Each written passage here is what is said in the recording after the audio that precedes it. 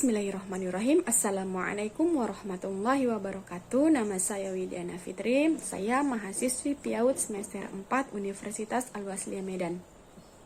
Di sini saya akan mempresentasikan hasil makalah saya yang berjudul Model Pembelajaran Anak Usia Dini High Scope untuk memenuhi tugas mata kuliah Strategi Pembelajaran RA dengan dosen pengampu Ibu Armanila MPSI. Baiklah, yang akan saya bahas di sini yang pertama adalah sejarah perkembangan high scope. Pada perkembangan awalnya, high scope digunakan sebagai nama kurikulum yang dikembangkan untuk anak usia 3-4 tahun. Pada perkembangan berikutnya, nama high scope digunakan sebagai suatu pendekatan yang digunakan dalam program penyelenggaraan PAUD pada tahun 1960-an. Pada tahun ini, program ini ditujukan untuk anak-anak yang menghadapi kesulitan belajar. Dan program pendidikan high scope merujuk kepada teori pembelajaran Piaget yang dikembangkan berdasarkan hasil identifikasi terhadap perkembangan anak pada tahun perkembangannya. Program ini disusun berdasarkan pada tugas-tugas perkembangan setiap anak yang berkembang melalui tahapan-tahapan tertentu. Tugas guru sebagai program sesuai dengan karakteristik anak. Yang kedua adalah tentang kurikulum high scope. High scope dikembangkan kurikulum yang melibatkan anak sebagai pembelajar dan perencanaan yang aktif. Guru berperan sebagai fasilitator dan membimbing dalam menyiapkan kelas dan bahan-bahan yang akan digunakan anak dalam merencanakan kegiatan, beraktivitas, mengulangi aktivitas, dan menambah pengalaman. Kurikulum high scope membantu anak-anak prasekolah menjadi lebih bebas dan mandiri dan independen, bertanggung jawab, dan menjadi pembelajar yang lebih percaya diri. Dalam pembelajaran high scope, anak-anak dilibatkan secara aktif dalam pembelajaran melalui penggunaan berbagai alat permainan yang ada. Orang-orang yang terlibat dalam pembelajaran dan gagasan-gagasan yang muncul diharapkan anak akan memperoleh sejumlah pengetahuan yang bermanfaat bagi perkembangan dirinya. Dan kurikulum high scope memperhatikan beberapa aspek. Yang pertama adalah aspek belajar. Salah satu ciri anak yaitu individu yang aktif.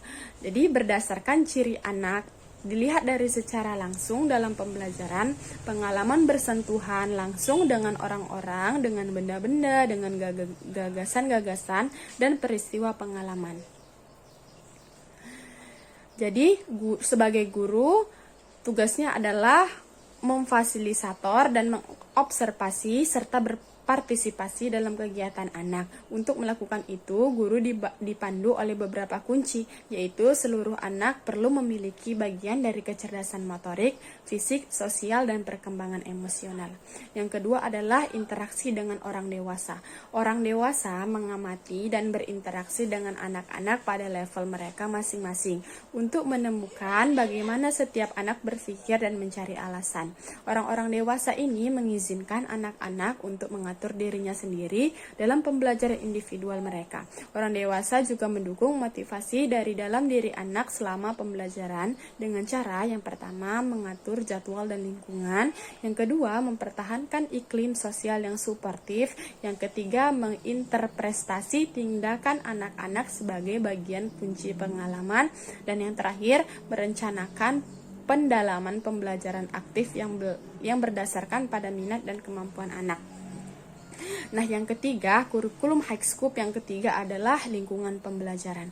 Lingkungan pembelajaran sangat penting bagi anak-anak. Pembelajaran ini dilakukan dengan menata ruang kelas dalam 5 atau lebih pusat minat. Dan dengan pusat minat ini menjadikan area-area yang ditandai dengan nama sederhana sehingga dapat memberikan pengertian kepada anak-anak sehingga anak-anak dapat berkembang sesuai dengan usianya. Nah, di sini saya akan membahas tentang kelebihan dan kelemahan dari high scope. Untuk kelebihan itu sendiri, kelebihan model high scope yaitu yang pertama, membantu guru dalam berkontribusi lebih banyak pada perkembangan anak. Yang kedua, pada model ini pembelajaran anak dituntut untuk memilih pembelajaran apa yang mereka pelajari. Dan dengan anak dibiarkan memilih kegiatan mereka sendiri, maka itu akan sangat baik untuk perkembangan kognitif, bahasa, dan dan membuat mereka mengingat materi lebih lama. Kelebihan yang ketiga adalah membentuk anak menjadi pembelajar yang aktif, dan kelebihan yang keempat adalah membentuk kemandirian anak dalam mengambil keputusan dan memecahkan masalah. Sedangkan kelemahan model high scope yaitu yang pertama, dalam model pembelajaran high scope, anak dan guru adalah mitra kerja. Dalam artian tidak ada pendidikan moral dan menghargai guru. Yang kedua, guru harus lebih kreatif menciptakan suasana yang dapat mendorong siswa untuk lebih aktif.